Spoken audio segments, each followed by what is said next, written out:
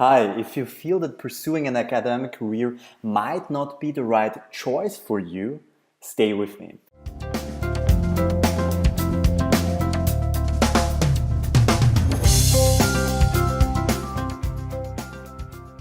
Hi, in this episode you're going to learn how a PhD graduate in molecular biology took the leap of faith to become a music photographer, capturing live performance of bands such as Prodigy, Fatboy Slim, The Darkness, and many more. Hi and welcome to the Uncon School at howtobecomeaprofessor.com, the web show to learn from unconventional professors and experts. My name is Stefan and I'm your host. Today we will try to find out how you could do, what you could do if you feel deep inside pursuing an academic career might not be the right fit for you in the mid and long term.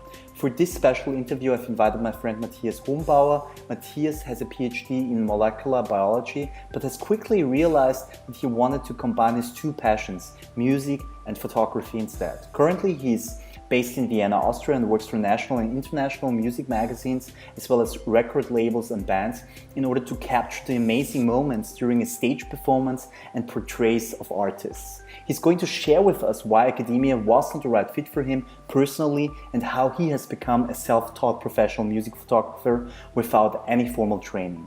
All right, Matthias, thank you so much for joining us and sharing your great story with us. Hello, Stefan. Thank you so much for having you here in your kind of show, I would say. All right, okay, awesome. So the very first question I'd like to ask you is, why did you make such a drastic career change from science to music photography? Mm-hmm. Yeah, that's actually a good question. And honestly saying, sometimes I'm also wondering about myself why I did this step, because I studied molecular biology, I did my PhD thesis. It took all in all 9 years or so, but then all of a sudden I changed. At least it seems like it was all of a sudden that I changed my field of profession. Mm-hmm. We can talk about a little bit later how long it actually took me to be in the point where I'm now. But so what I found out is during my PhD thesis that it's probably not the best fit for me. So to stay in the lab long hours during the weekends. And so therefore I decided to do something, at least for me, totally different. And this was to follow my passion and become a music photographer. All right, okay. And but still you finished your PhD, which is an honorable thing. Why did you choose to finish your PhD in the end? Mm-hmm. I would say I started rather late with photography. So I was already in the middle of my PhD. So I was already 2 years during my PhD. And then somehow I got interested into photography. Mm-hmm. But then there was already the point where I thought that, okay, I still have 2 years to go, and then I have a job, I have my title, it's a PhD title. And what if photography doesn't work out for me, then I can always go back. So I wanted to play it safe in a way. Right. Mm. And this is, I think, at least what most people will think, to play it safe, to have a job. And so therefore this was also my mindset at the days where I did my PhD. Now my mindset changed, and I'm thinking different of it. But at this time, I just wanted to finish my PhD and then try my luck and jump into the cold water and become a photographer. Okay, awesome. Let's take a look at some of your photos. Sure. Yeah, please show three photos or something like that, and tell us the story behind those photos, please. Sure. So the first one is a rather special one for me. It's a portrait, my first portrait shot for Portugal the Man. It's an American band, and they got a new record out, and they're rather big now in the indie scene. And the story behind is that I wanted to photograph them in Vienna. They were playing a small gig. And how you can imagine is if you want to do a portrait of these bands, then it's like you go to the venue, you have about 5 minutes time to check out the location. You have to get your idea where to do the photo shoot, and then the guys will come out and you have probably another 2 or 3 minutes to take the picture of. Right. So this was rather special for me because it was the first time. I was not rather, let's say, I had a clue what I'm doing with my equipment, but not exactly. And then the thing is that you also have to talk to the people. You have to say what they have to do. Right. So they went out and say, hey, how's it going? And you're the boss. Tell us what to do. Okay. And so this is really, it's not comfortable. I think this is what people tell you when they're saying leave your comfort zone. Right. Because these are idols, at least for me, and you're staying in front of them and they're saying, you say what we should do. And so with 4 people, it's always more difficult than just with 1. So you have really to kind of say, yeah, sit here and have a look there. And but it turned out really great. And they also used it then for a magazine story. It was a 4-page spread in Germany's biggest indie magazine, The Visions. So it turned out really cool. But yeah, this was kind of an adventure. But I think this is what you have to come over to fight your fears, and all right, it's like this. So. Awesome. Okay, next one.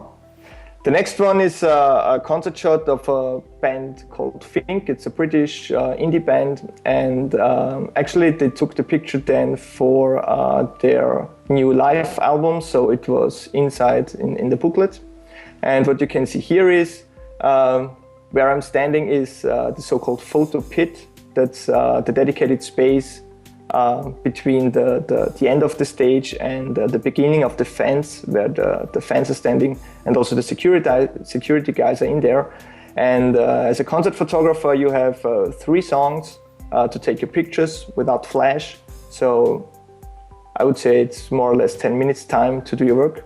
And what you can see here is I used ultra wide angle lens, so therefore you can see the whole stage.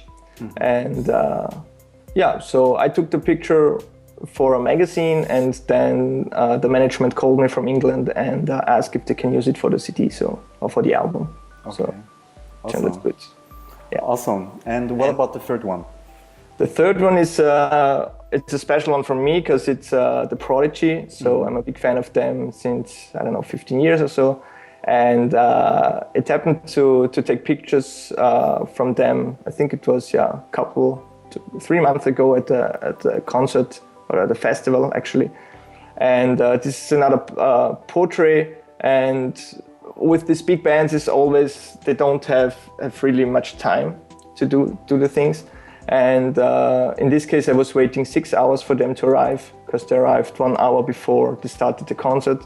And this picture I think I took 2 or 3 frames, seconds before they entered the stage. So sometimes you really have to be lucky. And as a concert photographer, you really have to think quick and pull out the ideas where they should stand, what you do, because you don't have time for all the stuff that you have if you're a studio photographer. Okay, awesome. That's great stuff. Thank you so much for explaining the stories behind the photos.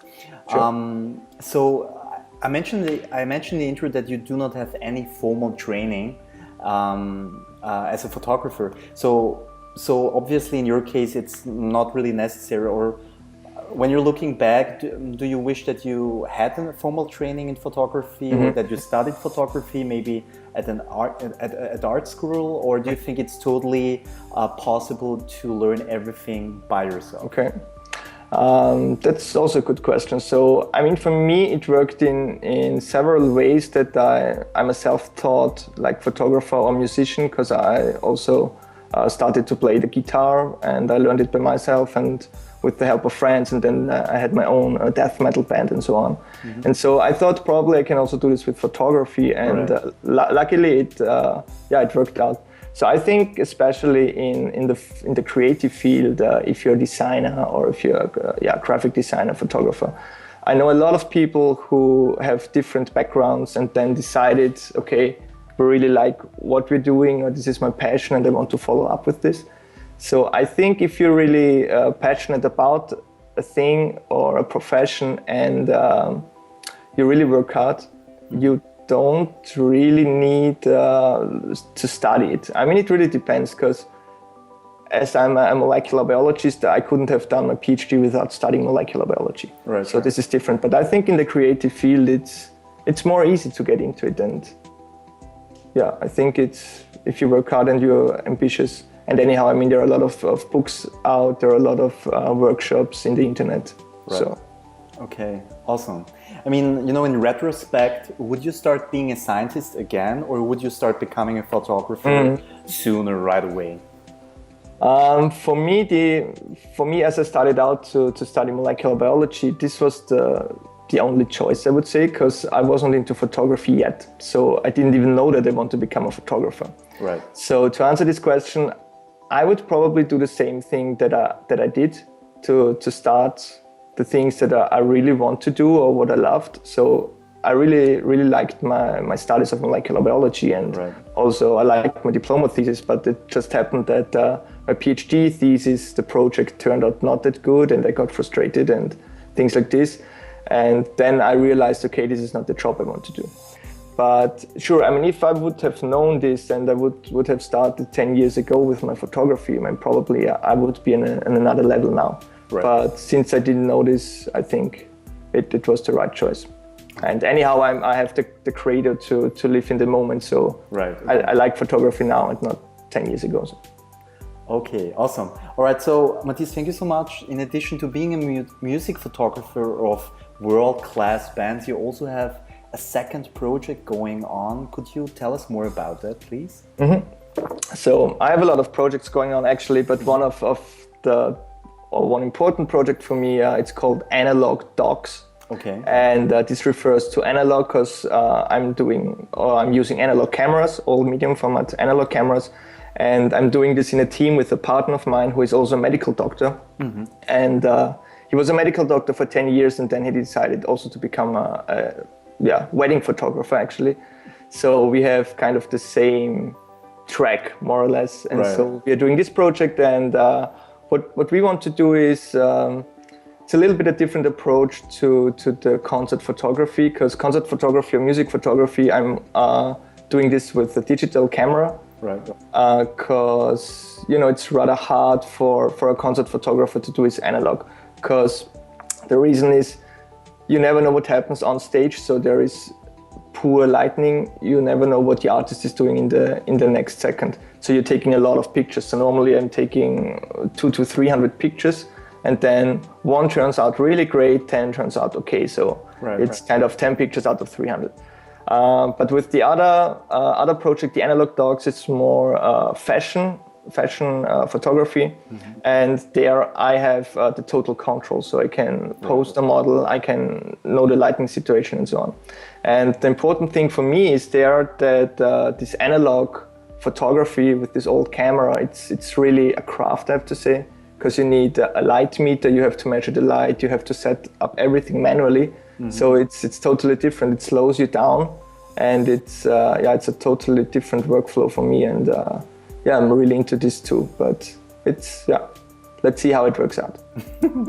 Awesome. All right, thank you, Matthias, for being so generous and sharing your amazing story from making the transition from being a PhD graduate to becoming a kick-ass music photographer. Thank you so much.